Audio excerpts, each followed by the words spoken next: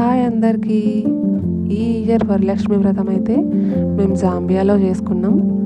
చాలా బాగా చేసుకోవాలనేసి అయితే నేను అనుకున్నా. ఎందుకంటే మా పెళ్ళైన తర్వాత మేమిద్దరం కలిసి చేసుకునే ఫస్ట్ వరలక్ష్మి వ్రతం అన్నమాట. చాలా స్పెషల్ మాకు. అందుకనే అమ్మవారిని అలంకరించి వరలక్ష్మి వ్రతం అయితే జరుపుకోవాలనేసి అయితే అనుకున్నాము. కానీ మాకు అసలు పూజకు కావాల్సినవి ఏవి సరిగ్గా దొరకలేదండి.